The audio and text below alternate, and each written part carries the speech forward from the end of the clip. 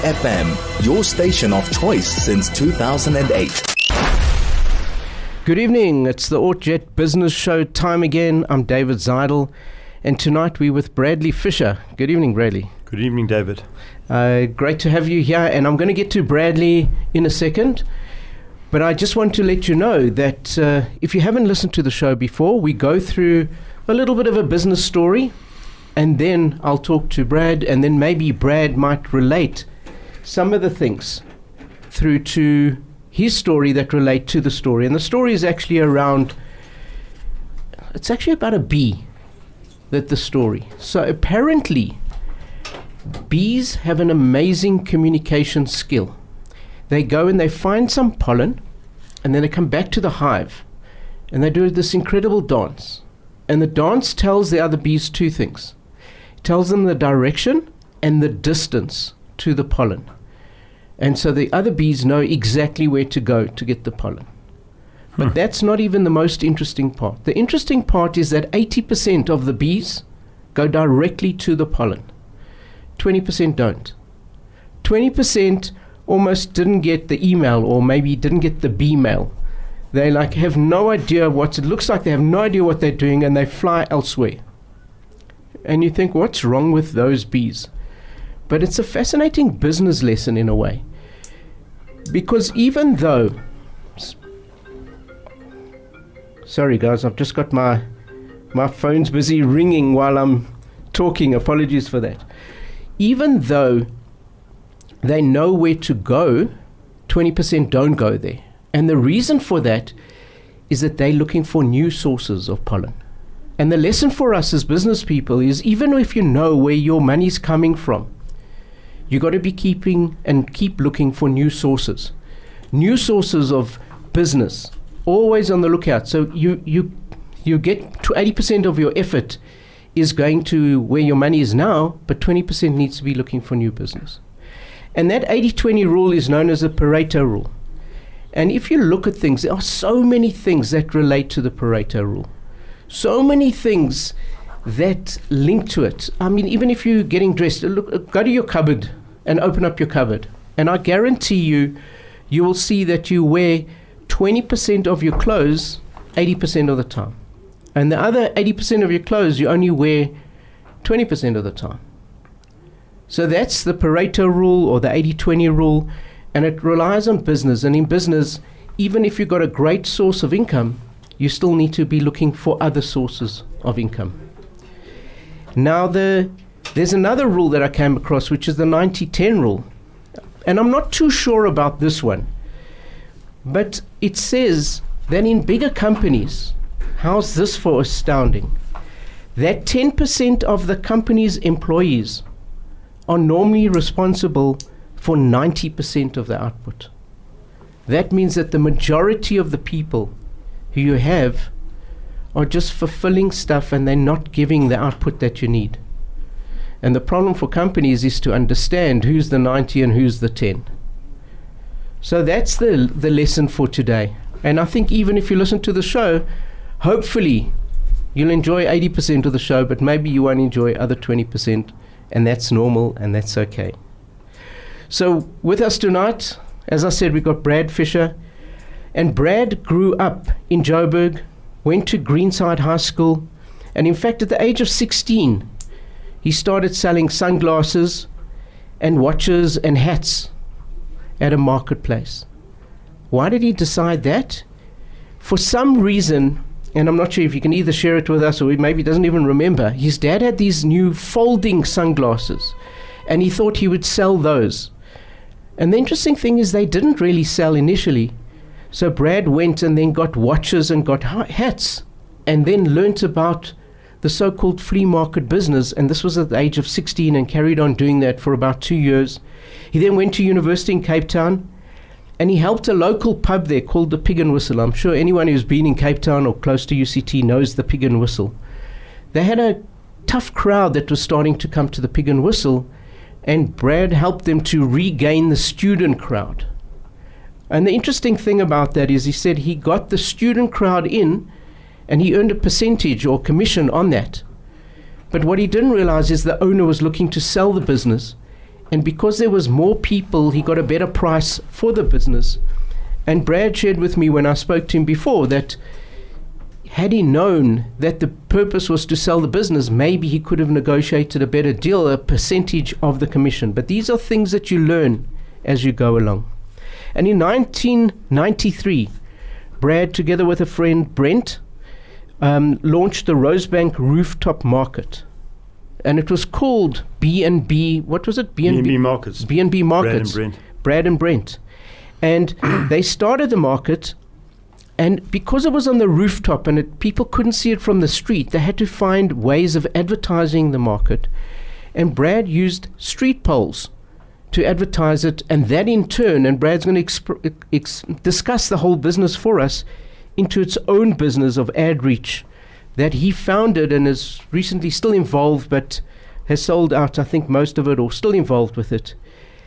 There are other things that Brad got involved with, and that was the Soweto Canoe Club. And in fact, there was a movie, I can't remember the name of the movie. Beyond the River. Beyond the River, which I actually saw a few years ago, a fantastic movie about the canoeing. So what Brad is amazing at as an entrepreneur is starting something, finding opportunities, and linking things together.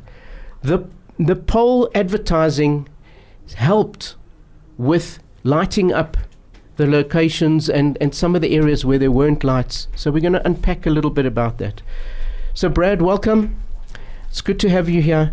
And if you can just share with us, where did your entrepreneurial journey start? What do you see yourself as an entrepreneurial, which everyone says you are, but sometimes people don't see it themselves.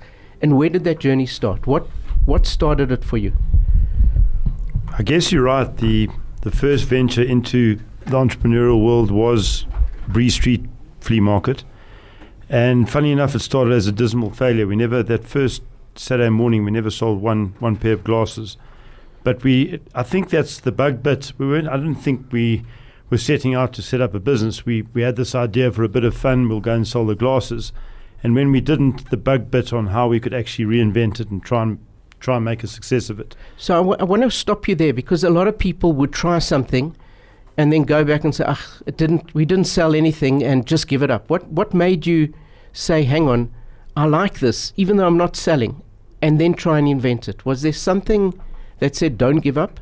I think, to be honest, we enjoyed the vibe of being there and wanted to work out how we could stay there. That's, if I have to be brutally honest. That's fantastic. But yeah, I do, as a personality trait, not like giving up, so I suppose that came in somewhere, but I don't think it was as clear-cut as I had this burning passion to go into business at 16. We ended up there and we enjoyed it, and then thought, well, this is quite a fun thing, and worked out what we could sell to make a bit of money, and learned quite a lot in the process. That's fantastic. And so you started jigging it, and for how long were you at that marketplace, and did you make money initially? We were there for about 2 years, and we made some pocket money, but at that stage it was good money for us. And then I went off to university. It actually, I think, helped me. I got a bursary for UCT, and the guy who was interviewing me, just thinking back, focused quite a lot about that Saturday. It was a Saturday morning. I said, "Are you keeping me out of business?" And he focused quite a lot of his time on that. And I think I didn't have the best marks in the world, so don't quite know. I had the lowest marks of all the burses. So I think it actually did help me, ironically, get into university. So, but that's where that ended. And then, as you said, at varsity, there was this opportunity with the Pig and Whistle that, again, I didn't wake up one morning thinking, how can I make some money? I was asked by the owner of the Pig and Whistle to try and get my res I was the head student of my res in that year, to get the students there, and he was going to give me a sweatshirt and a few free beers. And from that, the idea grew that actually UCT reclaims the pig as a nice theme, trying to fight out the naval students that would come there, and it had turned into quite a rough place. And it was a nice campaign, which I thought I was being very smart on. I had a percentage of the upside of the turnover, only to find out that he was selling the place a few months later. And so really it was reasonably successful campaign, but it was a failed business venture. But again, learnt a fair bit from it. So it's interesting that I've heard from many entrepreneurs that what they do might not succeed, but the lessons that they learn and the things that they gain from it take them to the next step. So for you, running the market and earning a little bit of pocket money gave you your bursary, in a way, potentially. I think so. And then doing the pig and whistle gave you another insight into business. And so you were learning along the way, even though some people might look on the outside and say that's a failed venture. It wasn't. It was a learning process for you. Would you agree with that? I would agree. And you learn, it's true, you learn a lot more from failure. So long as you can fail without betting the farm. I think that's what Richard Branson says. You can, at that stage we had nothing. But if you've had some success, if you had a little bit of money that you've built up and you're going to go and bet it all on the next venture, that's a problem. If you bet half the farm, you can always build back up. So you can go into things and give things a full go, so long as you're not betting everything, and you will learn and you'll hopefully do better the next time. But you can't be silly about it and cavalier and just throw everything at it. And I've roughly stuck with that formula. You've got to take a gamble as an entrepreneur, but you can't bet everything on that gamble. Most things fail, unfortunately. When you're talking about the 80-20, 90-10, the only way I could think of how to apply it is only 10%, if you're lucky, of the things that you work out as a good idea will actually pan out in practice. 90% won't. It's probably more like 98, 2%. But if the 2%'s got some basis, and you're agile enough to work on that 2%, and as long as you're, again, not betting everything on it, and you can learn when you're in the market. You've now tried, rather than strategize in the boardroom, you've got out there. The market will very quickly tell you what they want or don't want. It doesn't matter what you've strategized. When you get out there and launch, you very quickly work out that folding sunglasses is a bad idea. And if you're agile enough to get cheap, normal sunglasses from around the corner, you might still come right. So the 90-10 thing would be, for me, would be 98-2, which is the 2% of the time do you plan something and it actually works out according to plan. 98%, you launch it. If you're lucky enough to have a spark somewhere in that launch, you've got to then rejig it completely. And that's where you learn the most in the market, not speculating on the side. So your customers, in a way, will tell you what you need to do. Exactly. So take us through that, the concept of how did you come up with the idea of creating a rooftop market? Were marketplaces available then? Were you the first one to do that? And kind of just the step-by-step process of what went through your mind, and then how did you actually do that? So I've got to give 100% of the credit to Brent for that, because I wasn't looking for going into market business. I actually had to work off a bursary with Goldfields who had given me the bursary. But they laid off a whole lot of us, and Brent was doing a court case on flea markets. He became an advocate eventually, but he was doing his articles. And he saw the figures. There was a market in the south. And he said to me, but Brad, when you were at UCT, you did a report, or you had some sort of a job for the waterfront, setting up the Blue Shed, which is actually still there in Cape Town. And so you know a bit about it. Why don't we set up a market somewhere where there's not one? There wasn't anything in the north. It was Bruma just launched. And actually, so it certainly wasn't my smarts or my intuition that came up with the idea. Brent did. And then we worked hard at it, and that was one of those where it actually worked out quite closely to how we thought it might pan out. And as youngsters, we just thought, well, everything's like this. It wasn't, but we also made our luck. We worked hard at it, and it worked well in the end. So the Bruma market you weren't involved in? We weren't. In fact, Brent and I were chucked out of the Bruma market, literally frog marched out, because we were trying to solicit traders. Okay, so 2 months before our launch. We subsequently became friends with Mark, who's passed on tragically. But no, we were not part of it. That was a guy called Mark. I've forgotten his surname. Israelson, who ran that market. Right. So just take me back a little bit. So you're talking about you went and you tried to get people into the market. So can you think back and can you remember the process? Did you sit down and draw a business plan? Or what was the process, and how did you land up with the concept of a rooftop market, which was different to other markets, because other markets you could see from the road? This is inherently difficult because no one's looking up at the roof, wouldn't be able to see it from the street. What kind of Are you able to go back to that time? And if I said to you, what were your steps, if I wanted to follow your steps, what were those steps in creating that? Okay, the only thing I had learned from Cape Town was the value of a covered market. So there was no idea of a rooftop market. We realized that compared to an open air market, cover is a huge value. You can get better people with better product. So when Brent and I went looking in Sandton and Rosebank, somewhere in the north, to launch a market, the one place we found that was closed was the Rosebank Mall that had a parking area with a high roof, which could then double up as a market on the weekend. So that rooftop term was something we had to use so we could quickly depict where it was, because you couldn't see it. So when we did advertising, it was a Sunday rooftop market was an easy way, quite succinctly, to tell people where it was. But it was a weakness, actually. You couldn't see the thing. It wasn't romantic to be on the roof. It was just that it was covered. But the benefit was that it's covered in case there's rain, which was the issue. So then we had a thing, rain or shine rooftop market, we opened. So we used that as a setting tool. The issue was, how on earth you need to make a market work. If you've got 400 stalls, you need 10, 12,000 people through that market per day. Otherwise, your stock disappears the following week, your stock being your traders, not the following week, maybe the next month. If you don't get 10,000 through on a Sunday, so how do you do that from a standing start? The car count in Rosebank the week before we launched the market was 7 cars in the whole of Rosebank outside a restaurant, the only one open, the Tivoli. I know that because we had to submit reports to the Joburg Council. Right. And so how do you get from that to 10,000 people through there? That was the challenge. And we didn't have marketing budget. So that was the thing that we had to overcome. And the way we did it was, first of all, a very big event. I think we had African Jazz Pioneers. We managed to do a deal with them. I think they played for free, but we promoted them. But that was when you already had stall owners, or not? No, we were signing up stall. You see, you've got two balls in the air. Right. You've got to convince stall owners that on the day of the launch there's going to be sufficient people to buy their product, or certainly they'll give you a month because you took 1 month free. 1 month fees up front. And you had to also then convince the public that there's going to be 400, 500 stalls, otherwise they're not going there.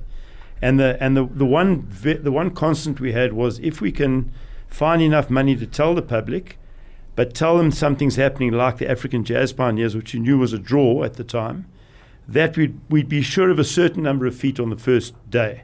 Right. So we then would tell traders that it's the Rosebank Mall's Sunday effort to open the centre, which eventually did happen.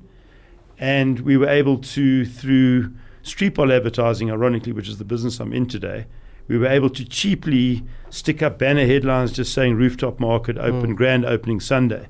And it worked. People came to see this thing. And from there, we were able to sustain it long enough that the traders stayed on, and we built the business.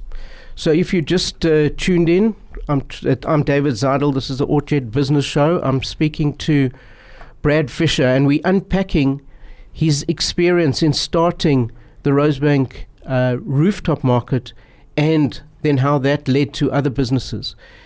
But it's time to take an ad break.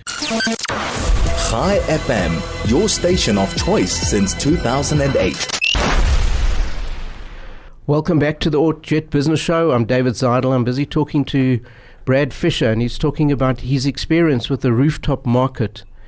And just before the break, Brad was saying he's juggling two balls in the air, because you're trying to convince people to come and open a store, and at the same time, because there's people, but then you're trying to convince people to come because there's stores. And you said you used a music concert in a way of doing it, but then you said you used the pole advertising. Just go through that concept. How did you advertise, and was it successful, and how many people did you get? Did you get sufficient people, and did you have enough people selling stuff at the market on that first week?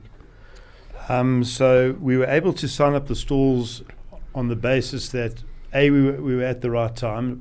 Timing's very important. Broome had launched. There was another market, Petticoat Lane. So there were people looking to grow, which helped us. We were able to play on the fact that it was Rosebank Mall themselves had movies, and they were all going to open up. That didn't quite in the beginning, which traders bought into. And we were able to convince the traders that we were going to put sufficient effort into the launch to get the people there. We didn't really have enough budget to do it traditionally. We certainly couldn't have been on TV or too many newspapers. I think we did a little bit of radio, and we did this big campaign on the street poles. Was it your own money that you guys had put in, or did you get funders involved, or was Rosebank involved as well? Because No, I think that's another ball in the air. Or did they say, try it, and if it works, it works. If it doesn't, it doesn't. Or did you have to sign a long-term contract with them for the use of the rooftop? So we wanted to sign a contract that was as long as possible, because we knew if it was successful, then the rent, was exactly what happened, would be hiked, or they would put a competitor in there or whatever. So we were right from the beginning, we were very keen to get security of tenure, 3 years with an option for 3, and we would have done 5 years with an option for 5, because our sureties at that stage meant nothing. We had nothing.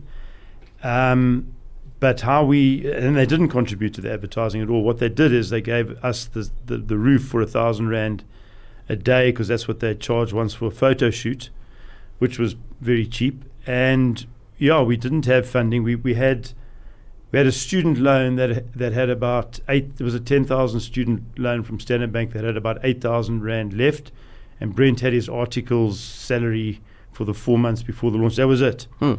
And we had this guy that opened Jetline, a guy called Mike. He just opened a Jetline, I think the first maybe, in Rosebank. And we told him about our vision, and he allowed us to print on credit. I think we gave him a stall there, or I don't know how we wangled it. If I can stop you there. So for anyone who's just listening to this, that type of running a business, there's a term for it which is called bootstrapping. It's by getting the business to almost fund itself, and it's by doing these deals with different people, so you don't have to upfront have a lot of money. You're making these deals to make things work, and I think that's a nice example of bootstrapping. And then the other thing we were able to do was, once we got a bit of momentum, it took so long to get the first person to actually sign up to the market to put their deposit down, but they would pay for the full month. So once whatever the figure was, once we got that 1,000 Rand in, and the numbers started to get to 20, 30, 40 traders, now we had a bit of cash flow that we could maybe pay market Jetline. But we were printing literally on newspaper, bond paper with black and red, small. And we were going to the Pick and Pay, cutting up boxes, stapling the bond thing to the boxes with string. And we were driving around. I had a Jetta in those days with a massive trailer. And we would go and just erect these posters right through the night on poles everywhere. So you were doing it physically yourself? We were doing it physically ourselves. We picked up a few guys in Hillbrow that actually some of them probably still work. I must ask Don, who runs the market now. They were with us for years, that team of 5 guys. Some of them came with me to AdReach eventually. Wow. But they were picked up. Brent had a very good guy that had worked with him, Jabulani, for years, and he knew some hard-working, tough guys in Hillbrow that ended up helping us at night, helping us lay the tables at the market, being security. That was the core of the team that we went forward on. In fact, those guys were part of the reason we started AdReach. They said, a lot of guys were asking, can we also put up posters for other events? And our first client ever was 702 Concert in the Zoo. Right. We ended up putting up their campaign and Business Day. We put up the banner headlines for Business Day. That's amazing. And then from that, Adopt-A-Light was developed, and we went into So proper just business. To go back, in those days, could you just go and put posters on any street lamp? There was no control, there were no regulations. Was everybody just sticking things on street lamps, or how did that work? I thought maybe you wouldn't ask that. So the truth, you had to have an event that was non-commercial. And then you could get a sticker from the city, and you could put up adverts. And that was pretty cheap and reasonable to get the sticker. But they wouldn't give us the sticker because they said it's commercial, which it was. There was no other way of dressing it up. So we did do the first campaigns that first month illegally. We used to stick it up at night. The cops would walk around taking it down, and we would put it up until really we could see this was going to be a business. And so could the city, and they basically called us in, and we had to then come up with other ways of because without that, I don't think we would have survived. We had to do the street pole advertising. It's a very powerful thing for something like an event. And we then realized that, look, this is going to be a business, a proper business. We can't have an illegal backbone, an illegal activity. It was one thing we were 2 young guys having a go on a Sunday, It's now becoming a business, and you're sticking these things up and the cops are pulling them down. It's not sustainable. And the concept of Adopt-A-Lite was hatched. Now, just explain that concept, the Adopt-A-Lite. Because first of all, I must say that my concept didn't go through. My concept was, if the city would allow us to use unemployed people in Alex, there was an association to be involved in putting up these posters and taking them down and getting rid of illegal stuff, would they allow us to put up frames and proper advertising that you now see on street pole ads, like billboards on the poles? And the city said no, but they had heard about another concept. It wasn't actually our idea, called Adopt-A-Lite. So we met this guy from the university, and he had this concept of, he just didn't know how to make it a reality, of if you could tell a corporate that they could have 10 streetlights to advertise Chai FM on Glen Hazel Road, but they must put up 10 streetlights in Alex. And we were upfront and said we would do this, we would be the commercial partner, we would do this for profit, but there would be this tremendous community development and immediate delivery. And the city bought into this, and the university bought into this, and we were the commercial arm of the partnership. The University of Natal Innovation Foundation, who had brainstormed this thing in one of the lectures, were the guys that made sure the lights went up in the townships. And then the residents in the townships were the beneficiaries. So we were running a business, but we were driving community. And actually ad reach, advertising, driving outreach is how we started. Okay. But now, was there electricity or power there, or were they solar lamps? I think it was before solar lamps. No, it was way before solar, and there wasn't electricity. So there was there was a figure of 10,000 a street light with electricity, and then you'd have to work out if you signed a deal with Vodacom. I don't know who there was in those days. I think our first client was some focus group was actually our first client, some personal agency. They would sign on a year's contract at whatever it was, 10 grand a month, so it's 100 grand. That would be enough for 10 street lights. We'd have to, but there would have to be margin in it for us to make profit. So it was on the back of that there'd be enough money to put in the cable and put up the street light. And the first 10 million rands of the street lights, and it was roughly a 50-50.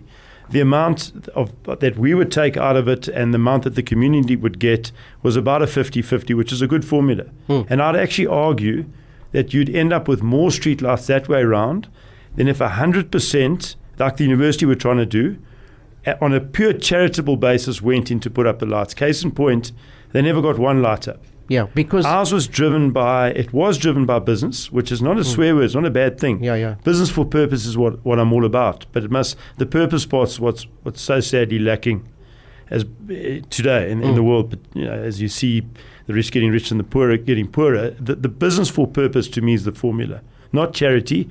I'm not so sure charities are as sustainable or as effective in community delivery as a business. Business driven by profit, but underpinned by the doing good, the for purpose. So if I understand you correctly, you want to be doing good, but the person doing good has to be paid their portion, and that's where it's the business for purpose. It's got to be commercial. When we tried things purely for good, and we set up a program. So Adopt-A-Lite went to Adopt a Project. The next project was putting up street names in Soweto, same principle. There were no street names. We went and said to the city, we'll put up 5,000 poles with like a Mandela Drive. It was very complicated. We had to go to each street committee and see they were happy with the name. And then Cell C was our first guy that would then be on top of that street name who had sponsored the poll. And we, in theory, and that one didn't work out very well. The lights went up, the street names went up, but we couldn't make a profit out of it. And the problem with that is, eventually, who then maintains it? Which is exactly right. So it's got to be business driving purpose. If it's just purpose, eventually we handed that one over to the city, and it hasn't been that well maintained. And when we've done it for pure goodwill, like the wastepreneurs, I started helping waste pickers we had a site in Parkhurst called Wastepreneurs, and that was pure non-profit. The problem with that is, and we set the thing up and we did quite well, but if it was driven by profit, someone would have had 20 of these things set up at all of the pick-it-up sites. There probably would have been a business opportunity where these guys could have got involved in higher and higher waste beneficiation and ultimately been the waste pickers involved in pelletizing, and it could have done tremendous stuff. There's 100,000 of these guys that are bloody hard working and they don't get looked after. I was going to say, they must be the most, I've seen them on the road. They're incredibly hard working guys. And that's why we got involved. But there's a good example of, and I had to keep trying to convince outreach elders why I'm doing this. And the rationale was, if you do good and the community you seem to be doing a good thing in the community and you're solving a problem for the city, the chances of renewing rights with the city would be higher. So there was kind of a business for purpose angle.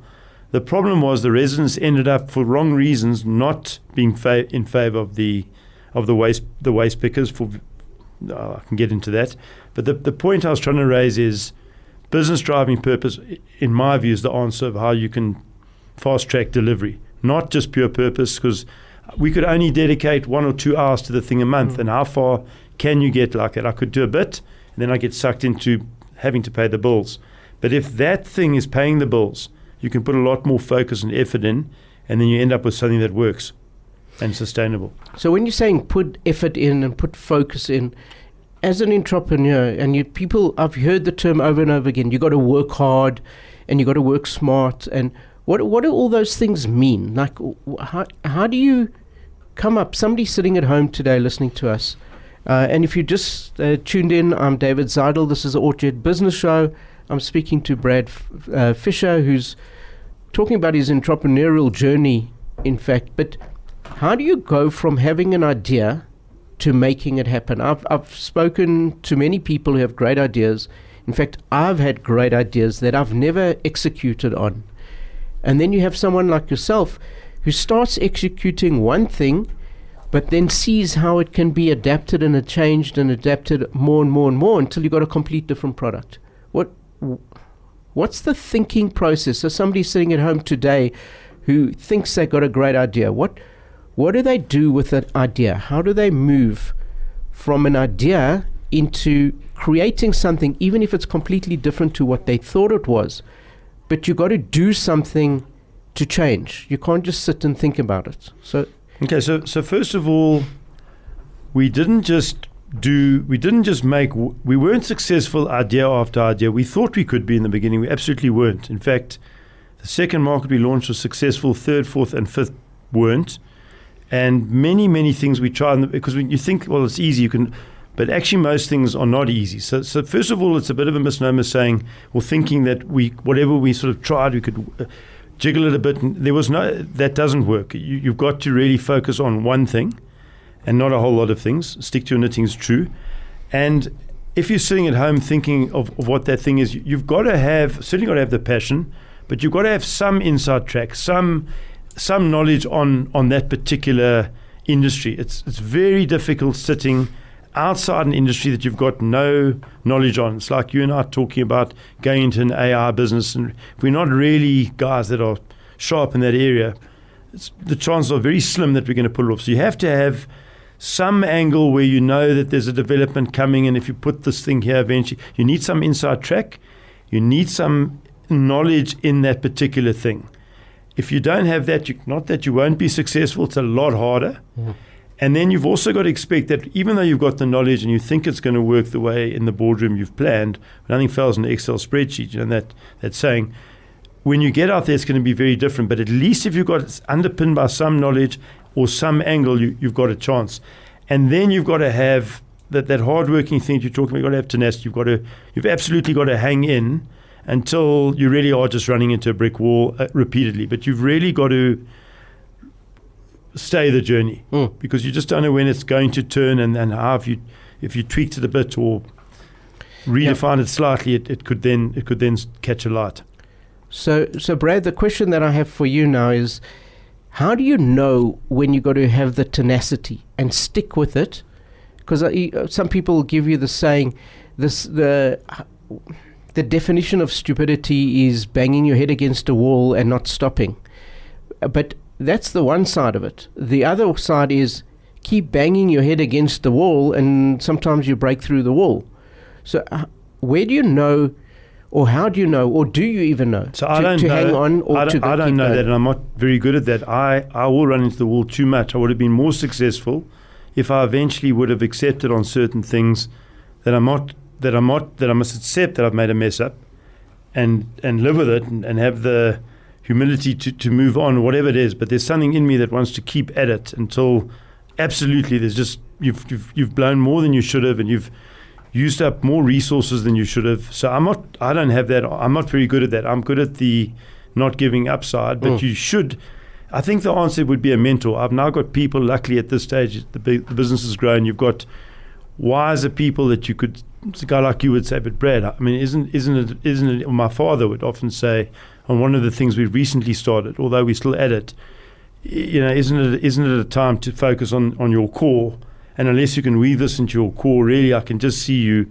So you need mentorship. I don't have that automatic intuition of when to stop. I'm not good at that. But the other side is also true. If you give up too early, you'll never crack it as an entrepreneur, I don't think, because it's hard. And you're going to get, if you're going to get negative too quickly, the only thing you've really got in the beginning is the idea and your positivity. And if you're going to get negative too quickly and give up too quickly, it might have turned the following week, month, and you're out. And then you'll never know you've missed it. So I don't have that answer. And the luck factor, do you believe in luck, or is it like Gary Player says? Yeah, I think it's Gary Player's, the harder you try, the luckier you get. Yeah. I do believe in luck, of course. But I think you look at a guy like Elon Musk, obviously there's been some luck, but he's tried hell of a hard to make that luck. And obviously he's a very bright guy and all the rest. But I believe in that Gary Player thing. There is luck, of course, there is timing. I mean, for instance, if we had our breakthrough instead of in markets in internet and instead of renting out space to traders, I had a friend, Ronnie Upchek, who was renting out lease lines that he got from Telkom to corporates. He was lucky, in inverted commas. He worked damn hard and he was damn smart to recognize that opportunity. But he was lucky because the internet was going to go through the roof. Flea markets was limited. So there is some luck, but both of us had to work our luck in our areas. Ours just happened to be a lot more limited than his. So there's a luck element, but you make your luck to a large degree. And one of those things where you make your luck is, first of all, having the right idea and then following through. And I'm interested to hear that you were successful in creating one market, but then you failed in other markets after that. So it's not a formula that you have, and that formula will work in every situation. Yeah, I think a market's a bit unique, because if you had created a juice bar that worked very, very well in a shopping centre like Hyde Park, the chances of emulating that at Constantia in Cape Town or Sandton would be quite good, especially if you knew a bit about French. You could probably get it right. Market's different because you've got different traders in different areas. So the core, the stock, the feel of the market is totally different. So the fact that it's called B&B Markets Hatfield, which was one we did and failed, doesn't really mean much, because the traders from Joburg eventually get tired of going there. Now you're dealing with totally different traders in in Pretoria. And so the market was not a great example, but the third market, Hatfield, and the fourth one, I've forgotten where, Rivonia, Cloisters, those didn't work. Were we a bit lazy at that stage, not as hungry in the beginning? Were we overtrading because it was a Rosebank round the corner? I don't know the reasons. I can just tell you we put a lot more money in and knew a lot more and failed on both of those. And did you get to understand the business of the actual traders? Do you know whether they were successful themselves, and would you look at some of your traders and say those are great entrepreneurs, or are they only, maybe we could call it renterpreneurs? So they're renting space and that's all they're doing. That's a good question. So what you start to see are trends. Brent would be really good at what product. Could eventually see at what type of trader would crack it.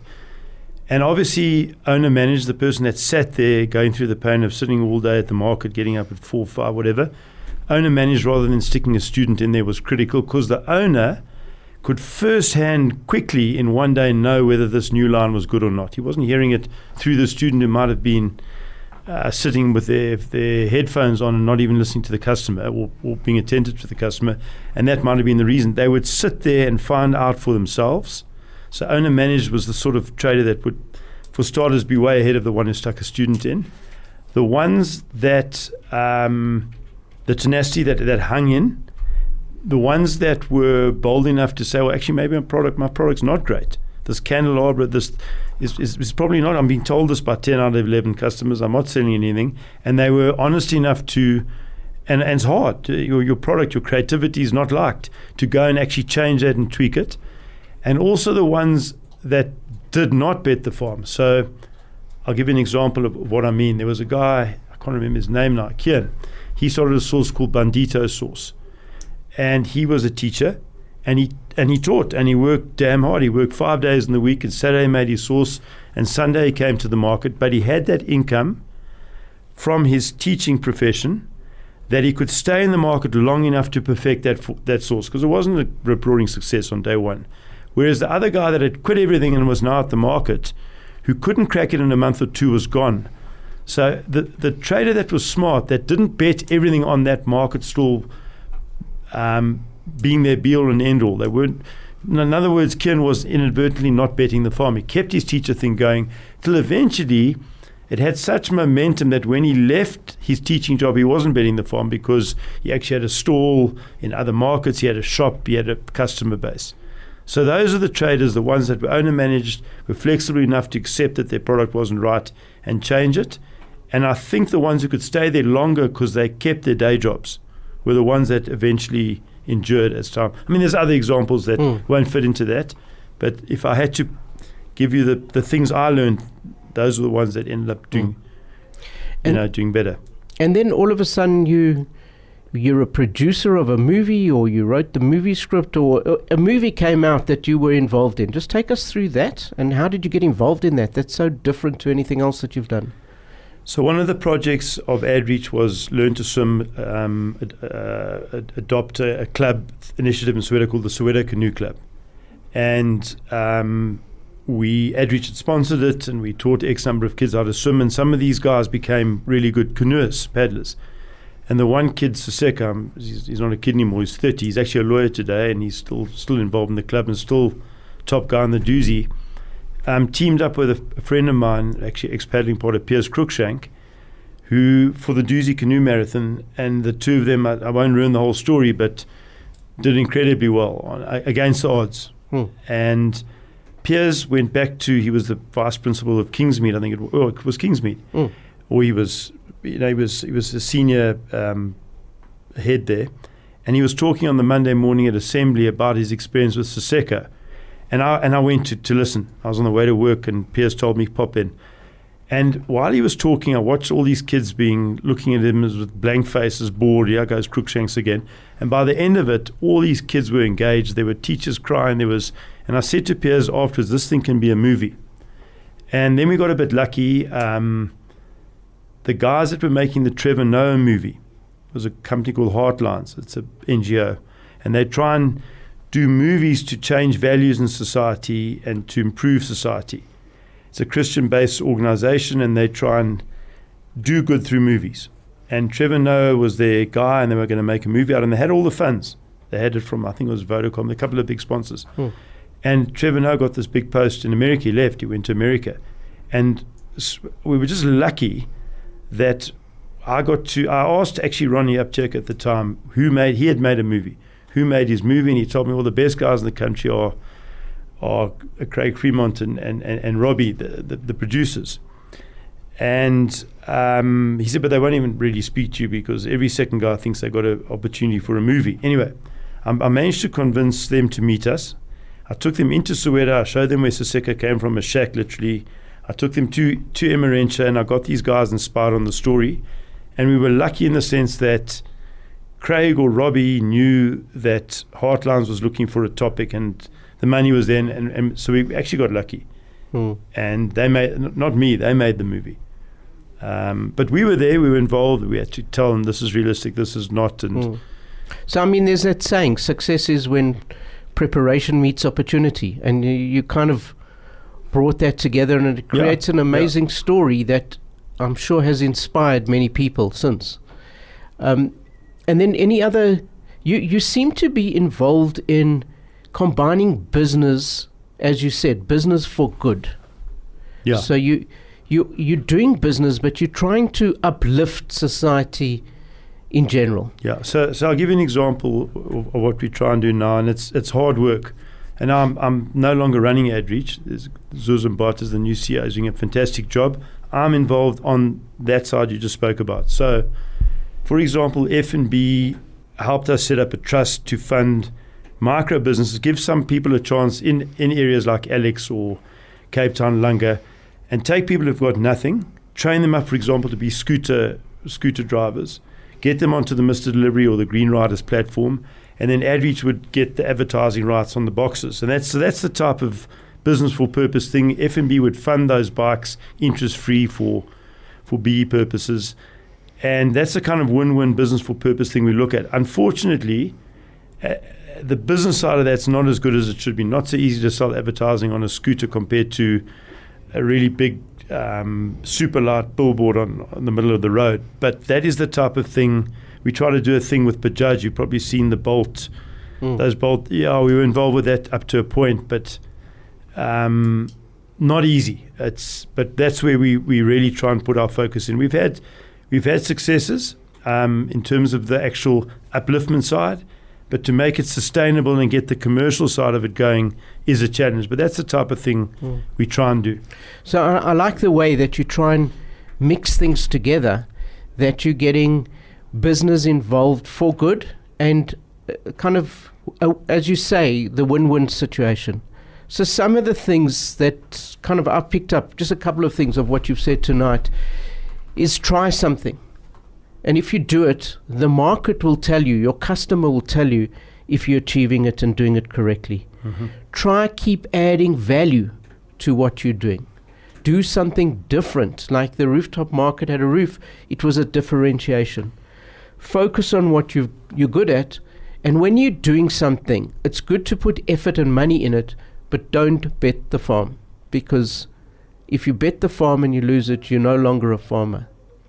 So I think we could carry on talking quite a bit more, but unfortunately we've run out of time. But Brad, thank you very much. If you've just tuned in and you've just missed what we're talking about, I'm David Zeidel. This is the ORT Business Show, speaking to Brad Fisher, and you can pick up on the podcast at a later stage. And I look forward to seeing you next week, same time. Good evening.